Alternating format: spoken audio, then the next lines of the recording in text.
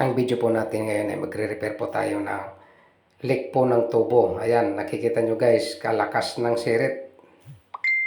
At saka kung anong gagamitin ko po, anong diskarte. Kaya panoorin nyo to. Ayan, putulin natin kapiraso yung may leak na yon, yung may butas po. Yan po ay naipit po ng ugat po ng kahoy. Kaya nabasag po, naipit po sa bato. Ayan, pasukan ng kapirasong kahoy na sakto lang po doon sa butas. Sabay pasukan po ng pipe threader para magkaroon po ng thread yan.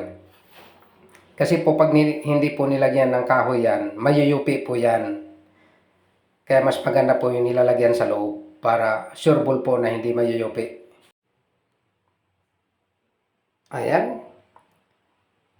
Maganda po yung pagkakatread niyan. Sa kabila naman po tayo.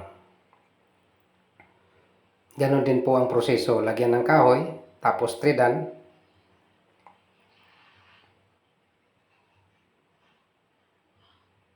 At ayan. Lagyan muna natin ng teflon.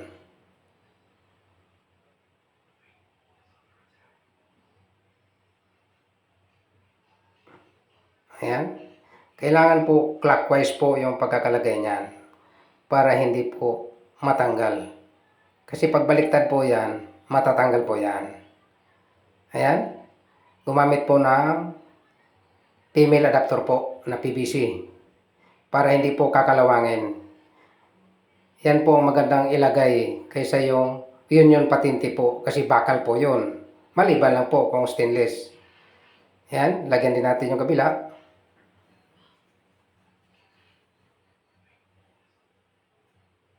Tapos, lagyan din uli ng female adapter. Higpitan.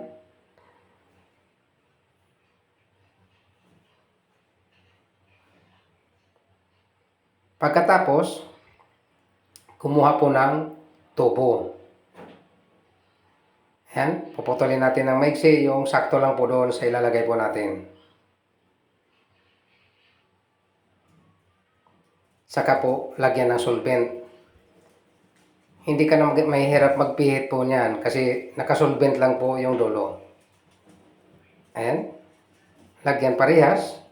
Tapos ipasok, i-twist ng konti. Ikutin lang ng konti. Yan. Tapos lagyan naman ulit. Ayun. Okay na. Ganon lang yan guys. Kailangan parehas po lagyan ng solvent yan. O, di ba? O, see? Tapos na kagad.